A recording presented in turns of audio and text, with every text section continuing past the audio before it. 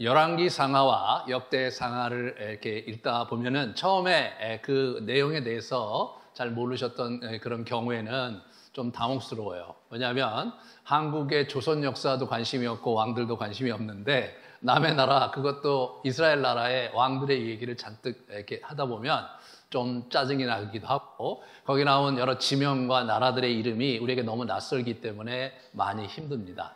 그래서 제가 이제 구약 2를 이렇게 맥가울게 강의할 때 보면 구약 2가 별로 그렇게 사람들에게 이렇게 호응이 잘 안 될 때가 있는 걸 보게 돼요. 그런데 여러분, 이 열왕기 상하, 역대기 상하는 사실은 가문 이야기예요.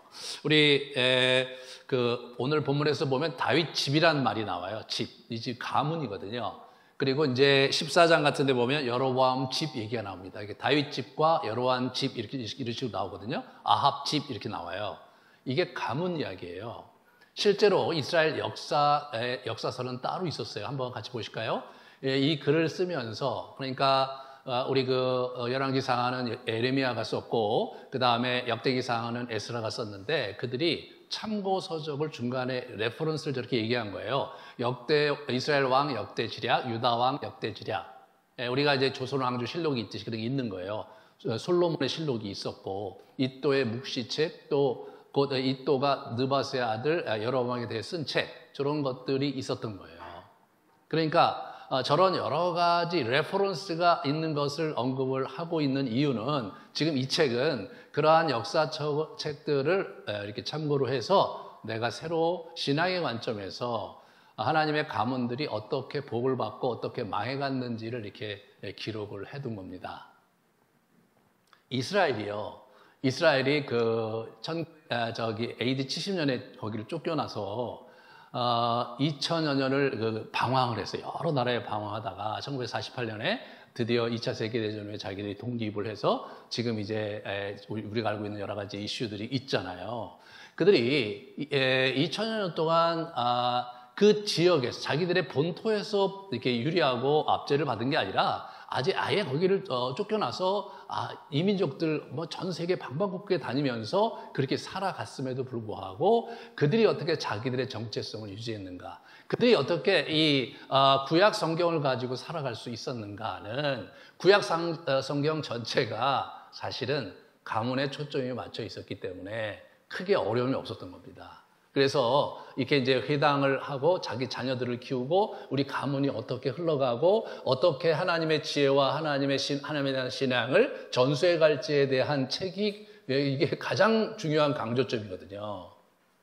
그러므로 우리가 이제 영적 가문과 인생에 대한 얘기를 하는 데 있어서 우리 이제 앞에 나온 기라성 같은 영적 거장들, 그런 얘기들을 제가 쭉 했어요. 그죠? 창세기에 있는, 또는 이제 여러 유명한 사람들 얘기를 했는데, 이제는, 물론 평범한 사람들은 아니죠. 그들은 정치 지도자였으니까. 그런 사람들의 흥망성쇠 이야기 속에서 여러분과 제가 가정을 어떻게 이끌어가고 우리 인생을 어떻게 살아가야 될지에 대한 구체적인 예와 그리고 구체적인 원리들을 같이 나누려고 합니다. 오늘은 그 첫 번째 시간입니다. 여로보암의 이야기를 같이 풀어보려고 합니다.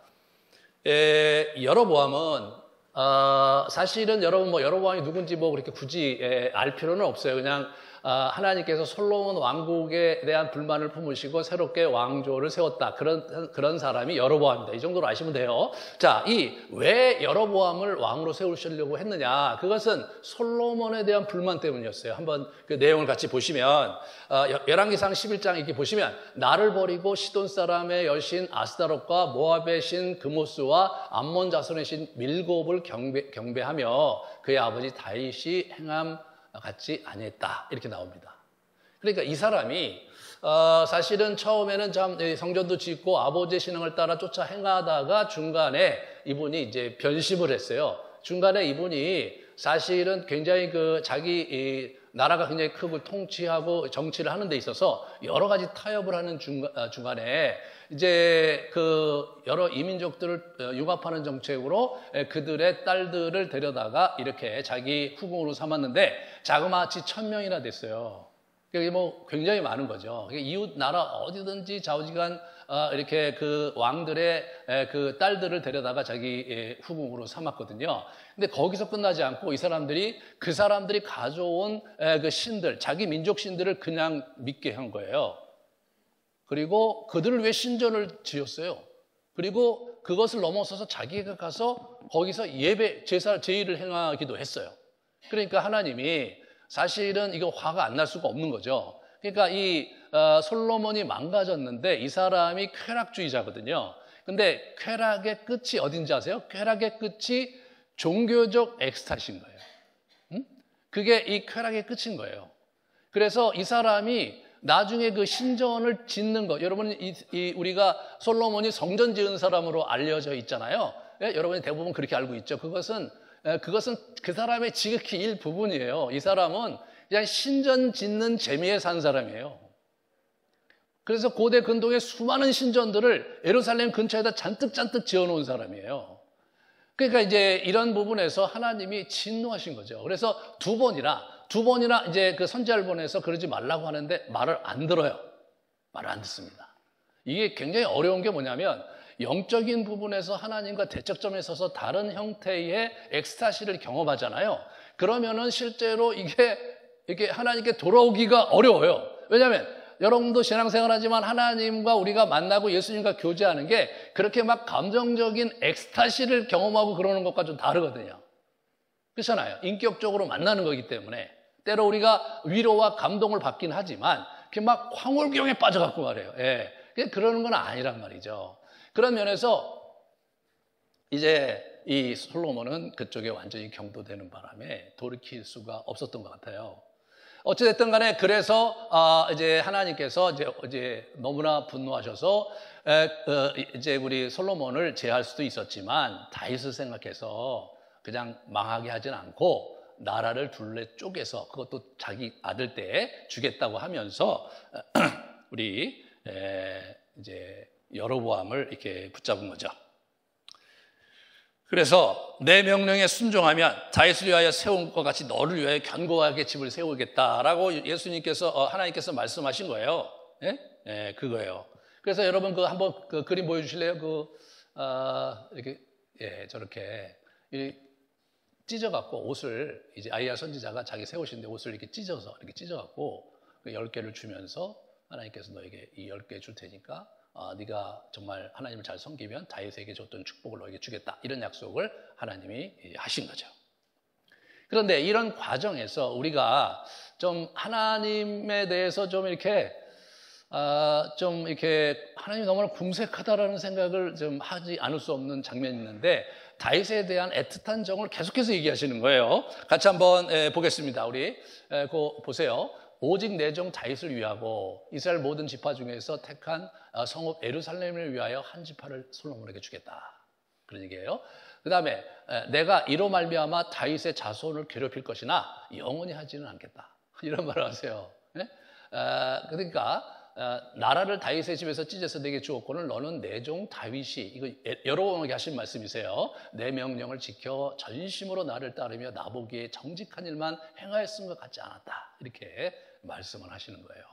참 이 다윗을 높이 평가하는 장면을 우리가 여기서 보게 되는데 저는 여기서 좀 하나님의 그 좀 마음에 대해서 좀 다시 생각해 보게 되는 게 뭐냐면 실제로 다윗이 하나님의 명령을 지켰고 하나님을 따른 건 맞지만 전심으로 따랐느냐 또는 정직한 일만 했느냐 그런 건 아니잖아요.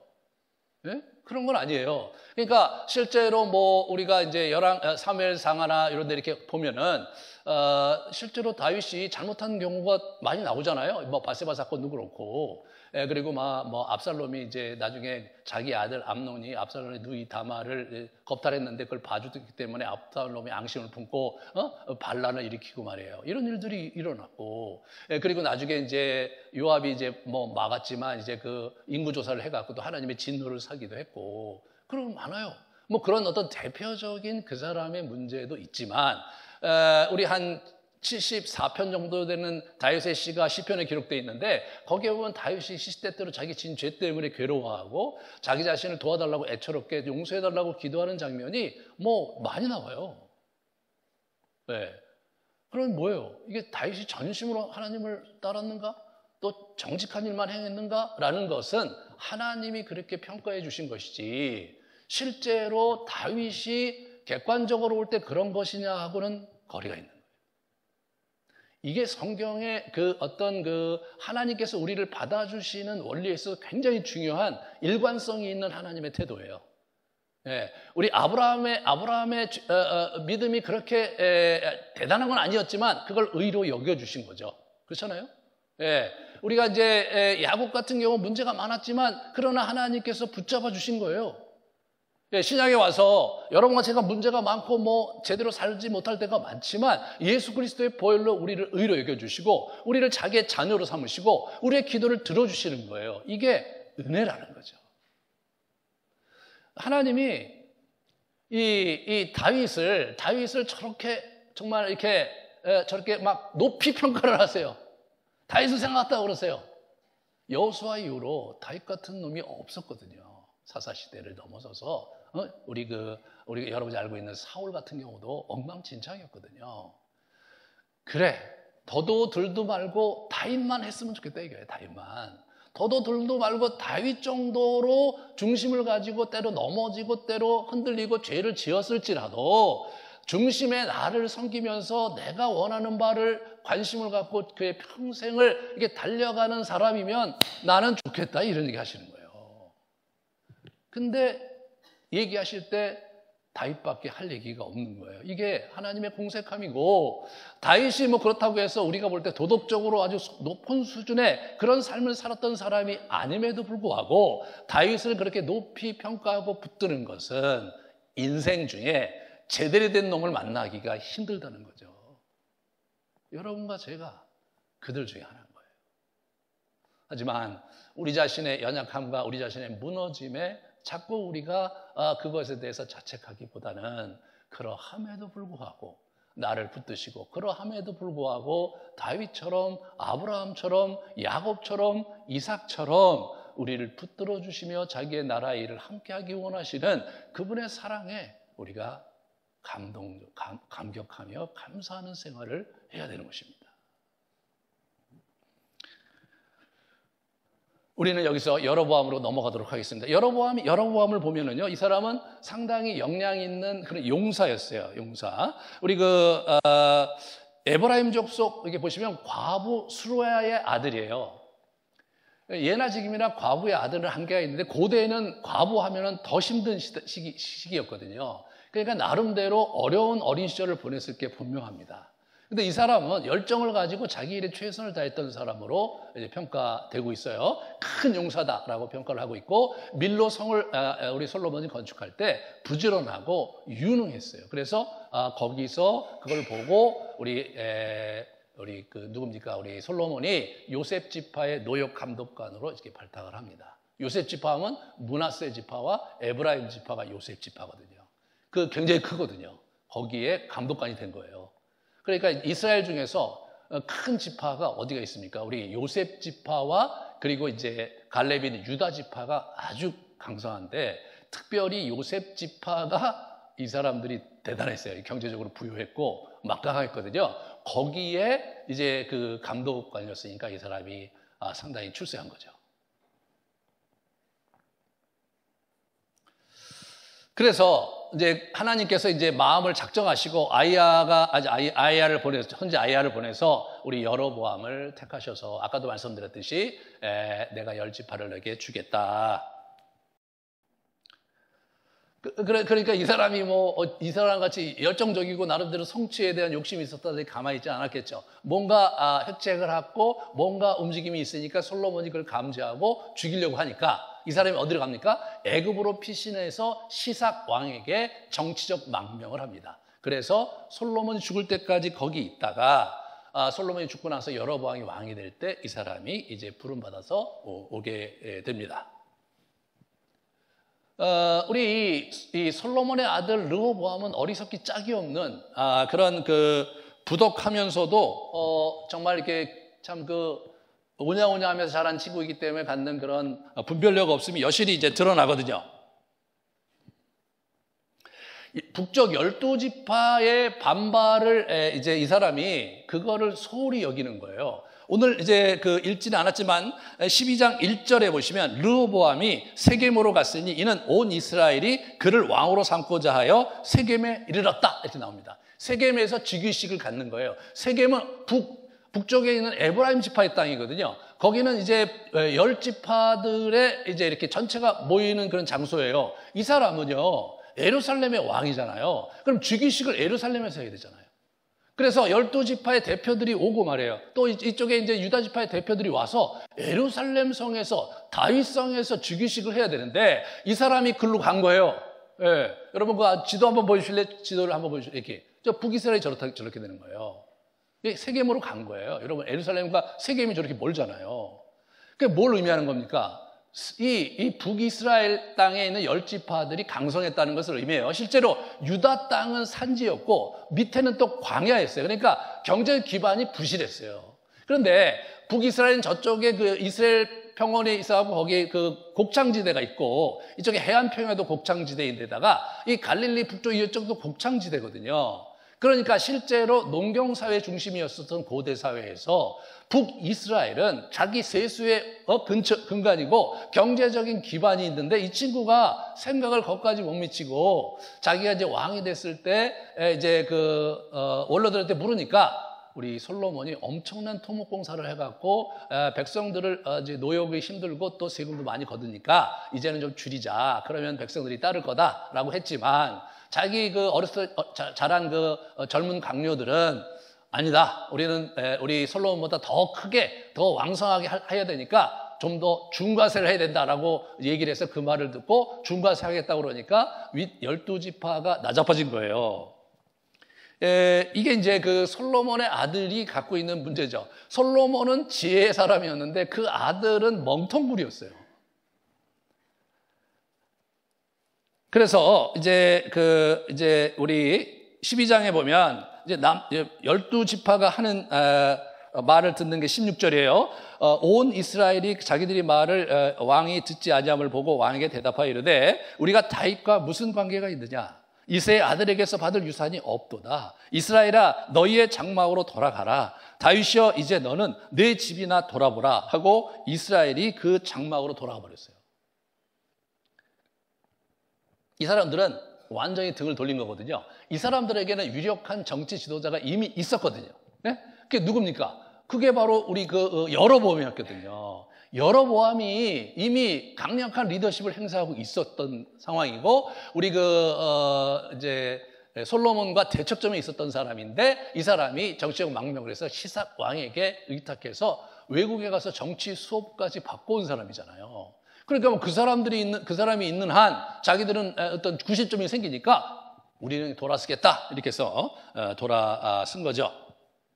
사실 북쪽이 열지파는 이게 골칫거리였어요. 이거 다윗 시대부터 압살롬 반역할 때 북쪽 열지파가 압살롬의 뒤에 있었고 세바의 반란도 그들이 일으켰던 거거든요. 그리고 지금 이제 그것이 긴장이 늘 있었고 지금도 그 긴장이 있으니까 이 사람이 세겜에 가서 즉위식을 한 거 아니에요. 그 사람들이 재정의 전체를 갖고 있는데 한 80~90%의 재정을 그 사람들이 갖고 있는데 거기 가서 그 사람들에게 잘 보이고 또 좋은 관계를 맺어야 되는 거 아니에요. 그러면서 거기 가서 중과세를 한다고 했으니 이 친구는 정치의 정자도 모르는 정말 망난이었던 것 같아요. 그런데 또 나름대로 또 뭐 권위는 있으니까 막 자기가 돌아와 갖고 18만 군대를 이렇게 증집시키고 가서 싸우자 그렇게 얘기했는데 하나님께서 스마엘을 보내셔서 내게로부터 나온 것이니까 올라가지 마라. 그 사람들이 안 올라갔어요. 올라가자고 했을 때 올라가고 싶었겠어요. 자기도 강성한 거기 그 나라 한 지파들이 있는데 다들 안 올라가고 싶었는데 스마엘 와서 그러니까 다들 그냥 꽁무니를 뺀 거 아닌가 저는 그렇게 생각이 돼요. 그러고 나서 이 사람이 집권을 했어요. 집권을 하고 여로보암이 25절에 보면 이 사람이 빠르게 뭐 했냐면 자기 성을 건축해요. 세겜 성을 건축하고 좀 넘어 그 위에 분우엘이라고 이 사람이 건축을 하면서 자기 체제를 공고히 해요. 하지만 이 사람이 볼 때 무슨 문제가 있었느냐? 이 사람이 마음에 생각을 한 거예요. 물론 내가 10지파를 얻긴 했지만 지금 어떻게 되냐면 종교 체제가 예루살렘 중심으로 그대로 있다고요. 예, 그 신앙 절기와 규례가 예루살렘에 있는 거예요. 1년에 3차례 이스라엘의 남자들은 유월절과 그리고 오순절과 그리고 이제 그 초막절을 예루살렘에 가서 지켜야 되는 거예요. 그러니까 그 절기를 지키러 내려갔다가 오고 이제 그렇게 되면 뭐 늘 자기만 지지하고 그러는 것도 아니고 정치라는 게 그렇잖아요. 어떤 때는 지지하다가 어떤 때는 반발하고 그러는 거 아니에요. 그러다 보면 분명히 이탈자가 생기고 르호보암을 지지하는 자들이 와서 자기를 죽일 것이 두려웠어요. 그 사람의 두려움은 정상적인 판단에 볼 때 일리가 있는 두려움이죠. 이 사람이 이제 자기를 죽일까 두려웠다. 자기가 죽을 것이 두려웠어요. 여러분의 인생을 살면서 자기가 죽임을 당할까 또는 그건 아니고 자기가 도대체 못 살겠다 이런 경험을 할 때가 있잖아요, 우리가. 네? 그럴 때가 있잖아요. 네. 그래서 뭐 재정이 막 너무나 힘들고 막 빚더미 있으면 죽고 싶잖아요. 네. 그러니까 죽을 것 같아요. 죽을 것 같아. 아니, 저 사람 때문에 내가 저 사람 갈등 속에 있다면 아휴, 저 사람하고 있는데 내가 죽을 것 같고 자식이 그냥 속을 새기면 그냥 저는 자식 때문에 못 살 것 같고. 네. 인생을 살다 보면 못 살겠다고 생각하는 지점들이 있잖아요. 우리 그 여로보암이 그 지점이 있었던 거예요. 못 살겠다 이거예요. 네? 이렇게 내가 비록 왕이 됐지만 이 왕위를 유지하는 데 있어서 이런 폭탄을 안고 내가 가는 것이 가장 이 사람은 굉장히 힘들었던 거예요. 그 문제를 가지고 고민을 했어요, 이 사람이요. 근데 여로보암의 그런 어떤 이 고민에 대해서 우리가 그냥 성경은 뭐라고 그랬냐면 그 사람이 하나님께 묻지 않고 사람들에게 물어서 이상한 종교를 하나 만들어서 그래서 결국 하나님께 엇나가고 하나님의 징계를 받는 형태로 나오거든요. 그렇지만 제가 오늘 설교 제목을 그 여로보암의 마음이라고 한 것은 여로보암의 심정을 우리가 좀 찬찬히 살펴보면 이거 쉬운 일은 아니에요. 여로보암은 참 하나님께 나아가고 하나님께 물었어야 돼. 왜?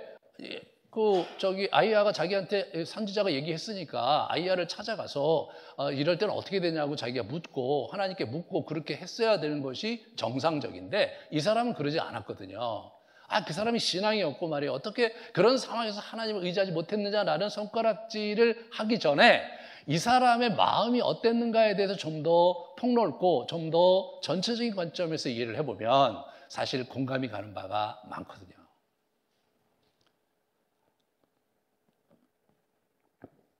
여호와 종교는 이미 완전히 엉망진창이 되어버렸거든요.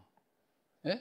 그래서 이제 우리 솔로몬 통치 말기에는 여호와 종교는 여호와 종교고 따로 있고 막 여기 금오스 신, 몰렉 신 이상한 이런 신들이 그 세 신들이 그 주요 신들이고 그리고 다른 수많은 신전들이 막 예루살렘의 그 주변에 가득했던 거거든요. 여기저기 막 점집들이 있고 여기저기 무당들이 있고 여기저기 막 자기들 제사를 드리고 있고 각처의 산당들 속에서 산당을 이 솔로몬이 지은 산당을 나중에 누가 없애냐면요. 거의 그 유다 막바지에 요시야 왕이 그걸 처리를 하거든요. 그 전에는 그 솔로몬이 지은 산당을 그걸 무너뜨리지 못했을 정도로 정말 기가 막히게 산당을 전국적으로 만들어 놓은 사람이 그게 솔로몬인 거예요. 하나님이 화가 나셨죠. 그냥 하나님께서 마음 같아서는 불을 내려서 그냥 불태워버려도 시원찮을 지경으로 문제가 많은 친구였는데 다윗을 생각하시면서 정말 참고 또 참았던 거거든요. 그러니까 아니 지금 뭐 여호와 종교라고 있고 뭐 그렇긴 하지만 뭐 제대로 되는 게 없잖아요. 예.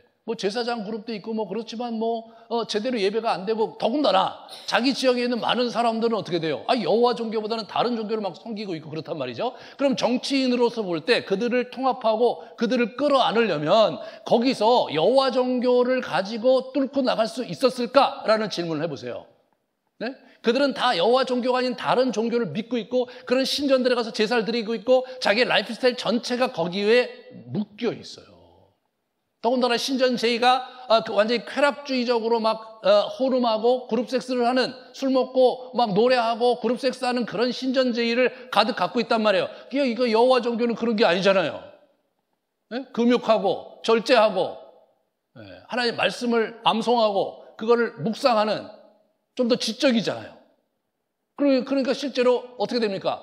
현실적으로 우리 일반 백성들의 입장에서 볼 때는 그걸 섬기기가 쉽지 않은 거죠. 아니 거기다가 뭐 왕도 지금 몰렉실에 가서 자기 아들을 불살라 바치는 그런 제의를 하고 있는 판인데, 여러분 백성들의 입장에서 볼 때는 어떻게 돼요? 아니 내가 하고 싶고 내가 좋아하는 거 하게 되는 거 아닙니까?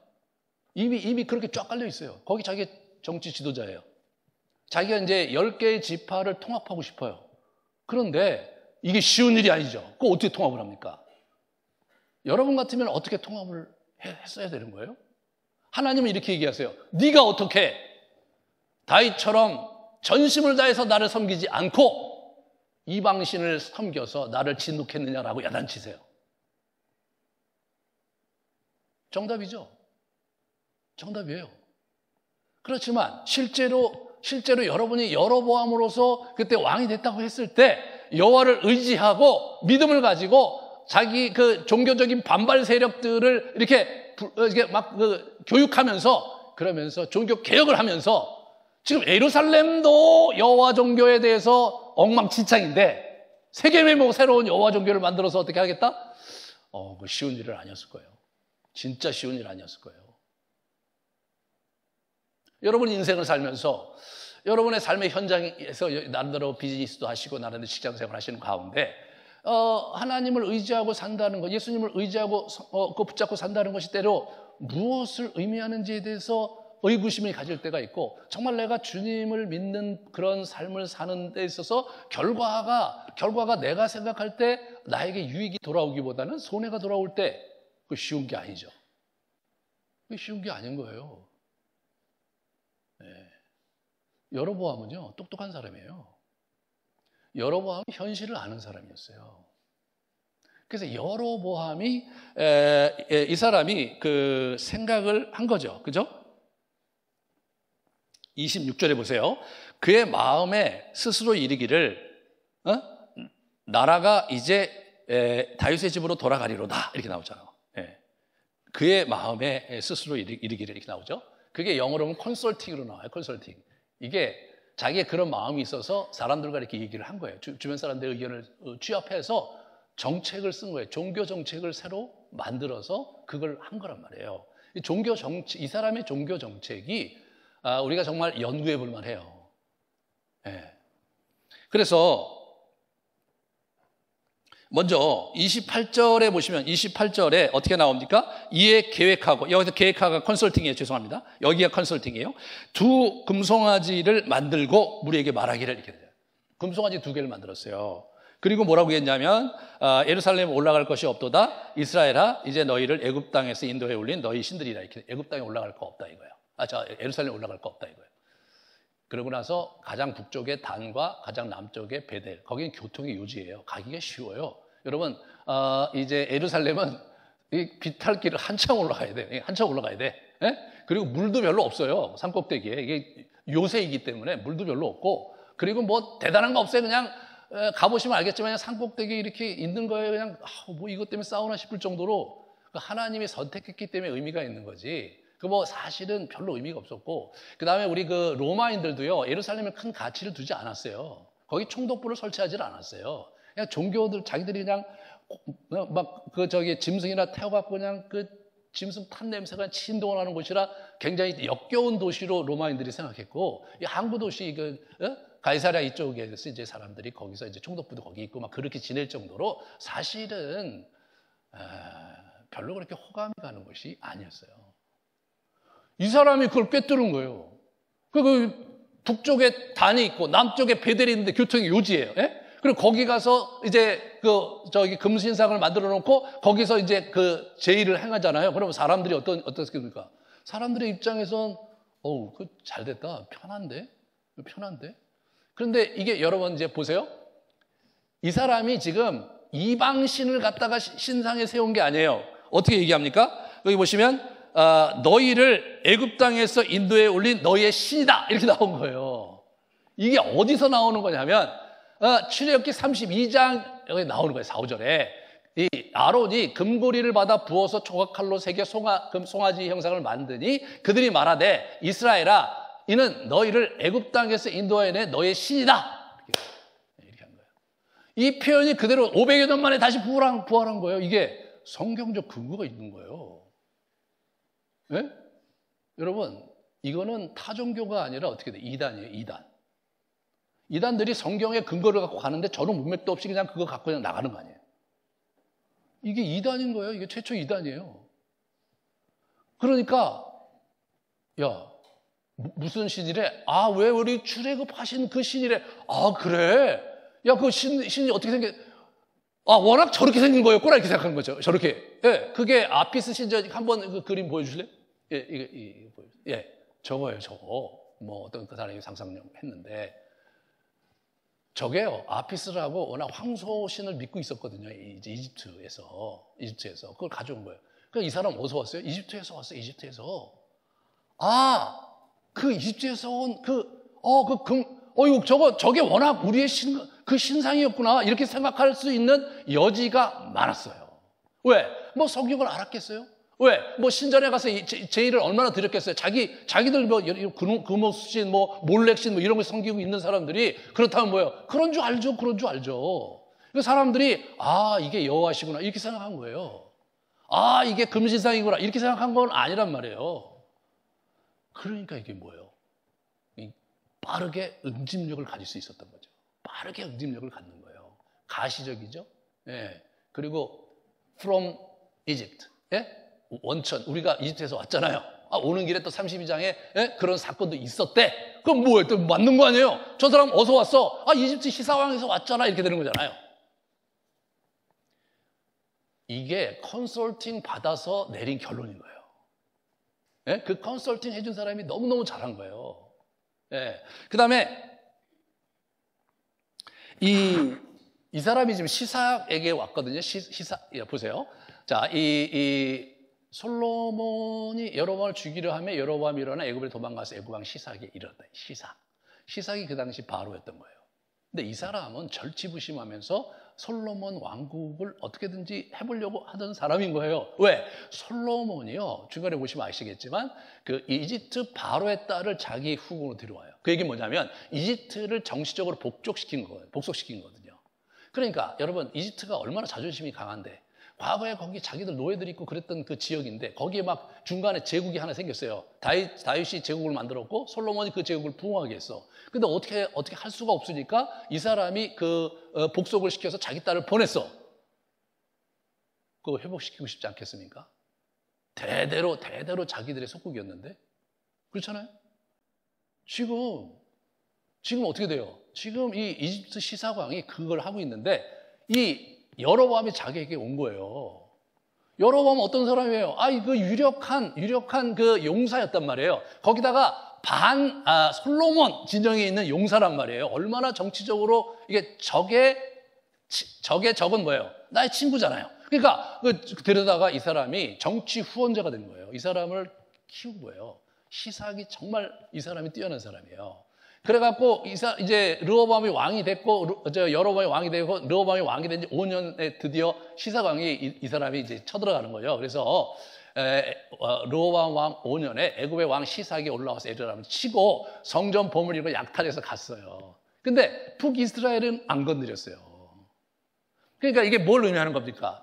이게 여로보암을 거기다 놓고 정치적인 후원을 하면서 이 사람이 영향력을 계속해서 갖고 있었다는 것을 시사하는 거죠. 그러면 그 북이스라엘의 이 사람이요, 여러분 왕이 됐을 때 시삭이 사절단을 안 보냈겠습니까? 왕이 됐을 때 시삭이 이렇게 정치 고문으로서 사람 안 보냈겠어요? 이 사람이 이게 뭡니까? 시삭이 종교 정책의 짱이거든요. 이집트는요, 바로가 종교 정책이 가장 중요했어요. 그래서 여러 신전들을 자기가 잘 관리하고 각 신전들의 그 자연신이니까 모든 신들이 제대로 워킹할 수 있도록 그 신전 제의를 관장하고 필요한 물품을 대주고 신전들을 새로 짓고 시스템을 만드는 그 일이 바로의 굉장히 중요한 업무예요. 두 번째 업무는 바로가 외적인 침해에서 싸우는 거예요. 이 두 가지가 바로가 해야 될 굉장히 중요한 업무거든요. 다시 말해서 종교 정책에 당시 이 바로가 선진국이었던 거예요. 그래서 이 사람한테 저기 소스를 가져온 거죠. 여러분 이 사람이 전쟁에 승리해서 기분 좋았고 세운 부조가 있어 한번 보실래요? 예, 저게 그 전에 걸 먼저 보여줘요. 전에 걸. 네, 전에 거를 먼저. 예, 예. 그래서 이제 저게 유적으로 이렇게 남아 있는 거예요. 저 벽에 부조를 자기 성 벽에 부조를 만들었어요. 그 부조를 그다음 걸 보여주시면 이거예요. 저기 이제 있고 쭉 뭐 여러분이 자세히 알 건 없고 저게 뭐냐면 자기가 점령한 나라들을 상형 문자로 쭉 거기다 써놨어요. 도시들 거기에 예루살렘이 있는 거예요. 그걸 저기다 써놓은 거예요. 이게 왜 중요하냐? 저게 BC 926년이에요. 일반 역사에서. 성경의 역사와 일반 역사가 만나는 유일한 구약의 지점이 저긴 거예요. 학자들이 저기서 이스라엘의 역사 연표와 일반 역사의 연표가 거기서 맞아 들어가서 지금 이게 나온 거예요. 학문이. 그러니까 시삭이 대단한 일을 한 거예요. 저 사람이요. 네, 시삭은요. 저 부조에서 느낀 게 뭐예요? 이쪽 예루살렘과 이쪽 이스라엘 이 지경을 점령하고 자기들의 그 통치를 회복하는 일이 평생의 꿈이었던 사람이에요. 그거 했기 때문에 저기다 저거 기록을 해놓은 거예요, 저 사람이. 예. 그런 사람의 정치적 후원을 받고 이 북이스라엘의 왕이 된 사람이 여로보암이에요. 그러니까 이 사람의 종교 정책이 기가 막힌 거예요. 한번 그 다음 걸 보여주시면 우리 이게 뭐냐면 다산의 신이에요. 다산의 상징이었고 육체적인 힘을 상징했고 폭풍과 다산과 힘을 상징하는 그러한 신 아피스 신이에요. 이게 애굽에 그 신이 워낙 있는 거예요. 그걸 가져온 거예요. 이 사람이 이렇게 가져온 거예요. 그러니까 이게 사실은 다산과 풍요의 신이잖아요. 그건 북이스라엘 사람들이 원하는 생의 욕구가 충족되는 거잖아요. 그런데 그분이 바로 여호와래. 이야, 이거 정말 대박 아니에요? 대박이란 말이에요. 그러니까 이게 빠르게 응징력을 가질 수 있었던 거예요. 그리고 그걸 시스템을 마련하기 위해서 제가 볼 때는 이 시삭의 도움을 받았을 거라고 추측이 돼요. 이게 단과 부엘세바의 금송아지 설치했고 절기를 만들어요. 그죠? 절기를 막 만들어. 절기를 만들어야죠. 시스템. 그 다음에 뭐예요? 그 다음에, 예? 그 다음 걸 보여주세요. 예. 역대에 가면 절기만 만든 게 아니라 너희가 아론 자손인 여호와의 제사장들과 레위 사람들을 쫓아내고 이방 백성들의 풍속을 따라 제사장을 삼지 아니하였느냐? 누구를 막론하고 어린 수송아지 한 마리와 순양 7마리를 끌고 와서 장립을 받고자 하는 자마다 허무한 신들의 제사장이 될 수 있다. 이렇게 얘기하는 거예요. 제사장 그룹을 바꿔버렸어요. 예? 신명기에 의하면 제사장은 아론의 계열에만 있어야 되는데 여러분 그게 계속해서 세습돼서 내려왔으니까 얼마나 병폐가 많았겠어요. 그죠? 얼마나 문제가 많았게 엘리 제사장 가문에서 보듯이 문제가 되게 많았죠. 당연히 많았죠. 그리고 그것이 솔로몬의 이제 포괄적인 통치 속에서 중과세하고 그런 압제 밑에서 이제 있었던 사람들에 의해 관점에서 볼 때는 다 이제 솔로몬과 야합하는 그런 놈들 아니에요? 그런 놈들이에요. 지금 기득권 세력과 야합하는 놈들이죠. 그거를 그냥 확 없애버린 거예요. 막 조상 대대로 내려왔던 가면서 막 옷 이렇게 입고 거드름 피우던 그런 제사장들을 다 폐위시키고 누구든지 수송아지 한 마리와 순양 7마리를 가져오면 그러면 제사장으로 허입을 했어요. 우와, 대박이죠. 머리가 기가 막혀요. 여러분, 이 여로보암에 대해서 우리가 진짜 생각을 많이 해봐야 돼요. 여러분, 이분은요, 대신 하나님의 징계로 다음 때인 나답 때 아들이 왕이 됐고, 그리고 왕조는 끝납니다. 하지만 그 이후로 계속해서 북왕국의 왕조들이 일어나거든요. 다 여로보암의 길을 가요. 다 여로보암의 길을 가는 거예요. 여로보암의 길이 뭐예요? 저 사람이 쓴 종교 정책이 워낙 퍼펙트했던 거예요. 우리 이집트의 시스템을 가져온 거예요. 그러니까 남왕국 유다가 갖고 있는 이런 어떤 종교 시스템보다 훨씬 앞서 있었고 훨씬 일반 서민들에게 일반 백성들에게 이게 응집력이 있는 그런 형태였단 말이에요. 그러니까 저거를 이게 끝날 때까지 그냥 계속 가져가는 거예요. 그래서 진짜 잘 맞는 거죠. 진짜 잘 맞는 거예요.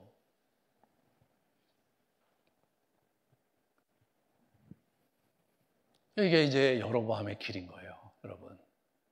여로보암이 자기의 마음의 문제를 해결할 때 하나님을 붙잡을 수 있었지만 자기가 생각하는 신앙의 수준으로서는 하나님이 이 문제를 해결해 주신다는 보장이 없는 거예요. 하나님 여호와의 신전을 마련한 솔로몬도 그 지경인데, 네? 그리고 솔로몬의 그 다음 때가 아작이 났는데 이런 생각을 안 할 수가 없었을 거라는 생각이 들어요. 여러분, 그것은 여러분과 제가 이 땅을 살면서 느끼는 긴장 아니에요? 내가 과연 이러한 현실 속에서 신앙의 가치를 붙들고 사는 것이 나에게 정말 복이 될 게 맞을까? 궁극적으로 하나님께서 내가 이런 신앙의 선택을 했기 때문에 놀라운 것으로 나에게 허락하실까? 이런 부분에 의구심이 생기기 시작하면 이거 진짜 걷잡을 수가 없는 거잖아요. 여로보암이 그렇게 간 거예요.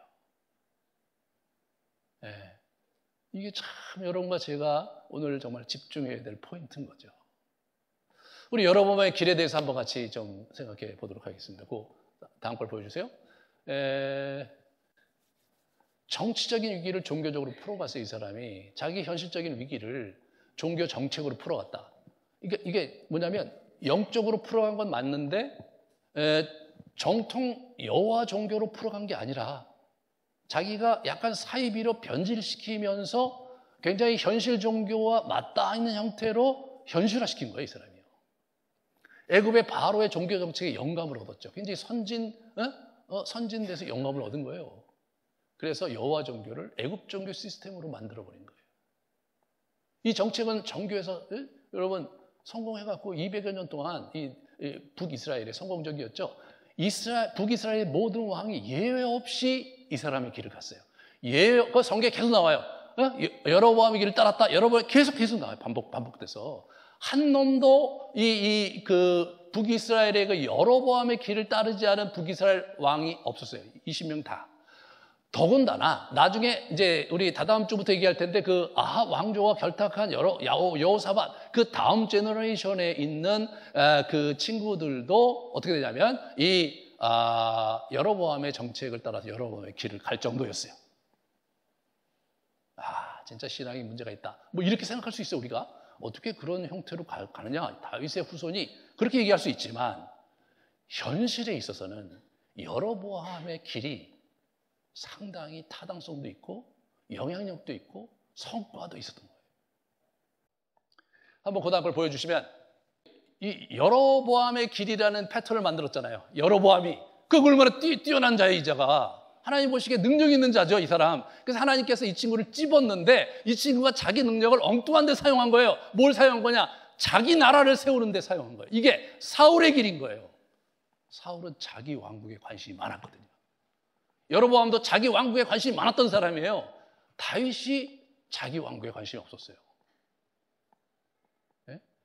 여로보암이 이스라엘을 몰아 여호와를 떠나고 큰 죄를 범하게 하매 이스라엘 자손이 여로보암이 행한 모든 죄를 따라 행하여 거기서 떠나지 않았다. 이렇게 얘기합니다. 거기서 떠나지 않았다 이거예요. 그런 면이 참 여러분과 제가 정말 이렇게 잘 숙고해야 될 부분이다.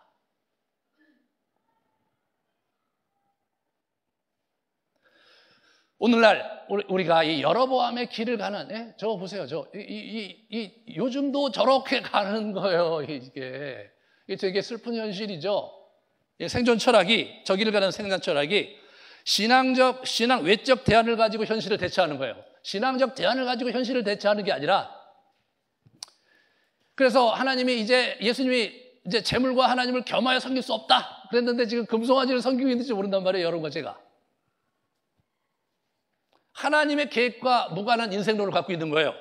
하나님 내 나라의 유업 사상에 그걸 붙들고 유업을 가지고 하나님 나라를 사는 이런 부분에 초점이 있지 않다면 우리도 모르게 저렇게 지금 하고 있는 거예요. 이게 여호와를 믿는 것이고 여호와의 신이 이런 분이었고 여호와 종교가 이런 거라고 착각하고 있을 수 있는 거예요. 실제로 한국 교회에 보면 수많은 이단들이 저기를 간 거예요. 우선 대표적으로. 그 다음에 그 뒤를 누가 따라갔냐면 이 가나안 종교들을 따라간 거예요. 그분들이 따라간 거거든요. 이 가나안 종교 이런 것들은 쉐일라이즘이라고 해요. 쉐일라이즘. 한번 이 단어를 한번 생각해 봐야 되는데 한번 같이 보겠습니다. 이거는 뭐냐면 1985년에 마음의 습관이라는 책을 이제 미국 사회학자가 쓴 거예요. 이 사람이 중간에 이 쉴라 라슨이라는 사람에게 인터뷰를 따서 저걸 소개를 했어요. 그 여자가 뭐라고 얘기했냐면 저는 신을 믿습니다. 저는 종교적 열광주의자는 아닙니다. 마지막으로 교회에 간 것이 언제인지 기억이 나지 않습니다. 저 자신이 가진 신앙과는 저를 먼 길로 인도했습니다. 쉐일라이즘이죠. 자기 개인적인 종교라는 거예요. 그냥 내 작은 목소리로 자신을 사랑하고 자신에게 온화해지라고요. 자신에게 온화해지라고요. 서로를 돕는 거죠. 네? 서로를 돌보는 거죠. 그분은 우리가 서로 돌보시길 원하실 것 같아요. 그분이 누구예요? 자기 믿는 하나님이죠.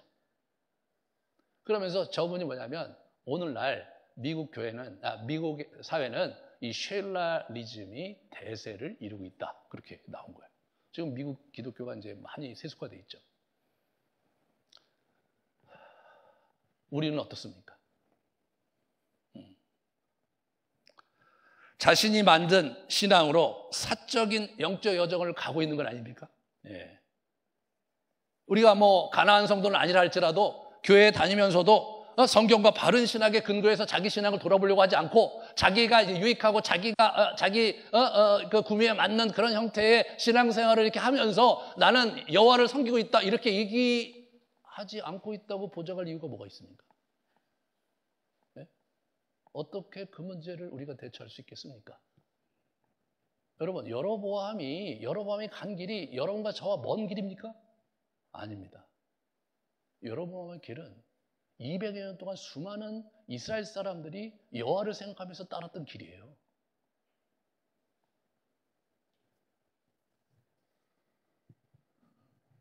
하나님께 묻지 않은 게 핵심입니다. 자기의 길을 가는데 하나님께 묻지 않는 거예요. 기도의 자리에 나아가지 않는 거죠. 우리로 얘기하면 기도의 자리에 나아가지 않는 거예요. 여러분과 제가 기도의 자리에 정기적으로 나아가지 않고 기도하지 않고 있다면 애니타임 그 다음에 우리에게 찬스가 있으면 기회가 되면 그냥 여로보암의 길로 치닫는 거죠. 뭐. 자기 스스로 여로보암의 길로 가고 있는지도 몰라요. 자기 스스로는 제대로 가고 있다고 생각하는데 어느 날 한참 오다 보니까 그게 여로보암의 길인 거예요. 자신을 정당화하면서 하나님 나라 유업의 길에 떠나서 자기가 옳다고 여기는 세속적 신앙의 길을 진심으로 살아가는 거예요. 문제는 뭐예요? 진심으로 살아간다는 거예요. 하나님 보시기에 그 진심이 진심으로 느껴질까요?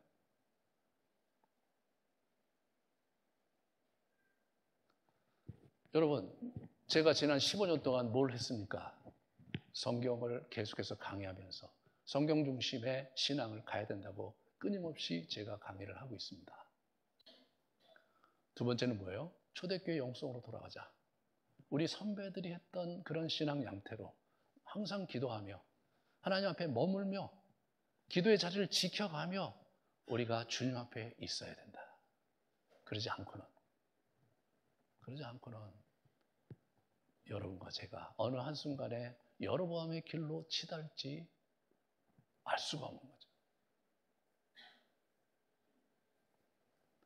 만약 우리가 제대로 된 우리의 신앙의 길을 간다면 가면 갈수록 예수 그리스도와 친밀해지고 예수 그리스도를 경험하고 예수 그리스도를 느끼고 예수 그리스도를 만지고 예수님과 대화하는 일들이 점점점 좋아지겠죠.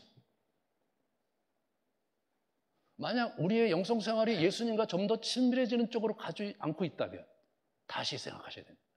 방법론에 있어서 문제가 있는 거예요. 두 번째로 내가 영적 가문의 길을 가고 있는가? 네, 우리 가정이 이게 대대로 이렇게 예수를 믿으면서 하나님 나라의 열매가 있는 삶을 사는 집안인가? 아직 그런 집안으로 가고 있는가? 돌이켜 보셔야 돼요. 네. 여로보암도 가문이라고 하고 있어요. 성경은. 그것도 영적 가문이었어요.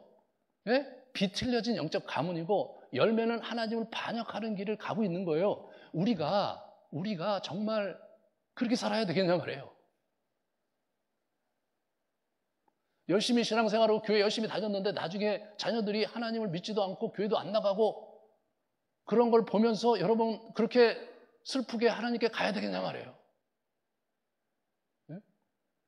우리가 세월이 가면 갈수록 예수 그리스도에 대한 더 충만한 기쁨과 그분을 깊게 누리면서, 그러면서 우리가 오감으로 우리가 사람들을 만나고 만지듯이 그분을 오감으로 만지는 거, 그게 영성에서 굉장히 중요한 거거든요. 그분을 오감으로 경험하는 그런 것들이 점점점 늘어가면서 예수님이 내 안에서 가득해지고, 예수님이 정말로 나에게 소중하고 사랑스러운 분으로 내 안에서 자라가고 있는가? 만약 그게 아니라면 우리는 도대체 무슨 길을 가고 있는 것이냐 말이에요. 우리는 도대체 누구의 길을 가고 있는 것이냐 말이에요. 우리가 정말로 힘들 때마다 주님의 기도하는 자리에 가서 기도하면서 그 자리를 지켜가면서 주님 앞에 머무는 시간들을 소홀히 한다면 우리는 도대체 무엇을 위해 신앙생활을 하며 무엇을 위해 교회에 나오고 있는가? 이 부분에 진지하게 여러분이 답하셔야 합니다. 인생 훅 가버리는 거예요. 우리의 인생의 마지막에 뭐가 남아야 되겠습니까? 예수님 한 분이 남는 거예요. 그분과 나와 교제했던 세월과 그분과 나와 싸웠던 세월이 남는 거예요. 나머지는 다 지나가는 것이고, 나머지는 다 잊혀지는 것이고, 나머지는 불에 타 없어질 것들 뿐이란 말이에요. 그런데 우리가 예수 그리스도와의 관계에 깊이 몰입하며 그분을 알아가는 삶을 우리가 매일매일의 삶 속에서 진전시키지 않는 이유는 여러분이 기독교를 잘못 알고 있기 때문인 것입니다. 그것은 큰 낭패가 될 것입니다. 사랑하는 여러분, 제대로 된 예수 그리스도 교로 개종하셔야 됩니다. 예수를 믿어 천국 가는 게 다가 아니고, 여러분의 삶이 내용이 있고, 여러분의 삶이 나이가 들면 들수록 만족스럽고, 그분을 안 것이 너무나 감사하고, 그런 삶으로 자라가야 되는 거죠. 반드시 여러분이 그 길을 가시기를 주님의 이름으로 축원합니다. 우리 같이 기도하시겠습니다.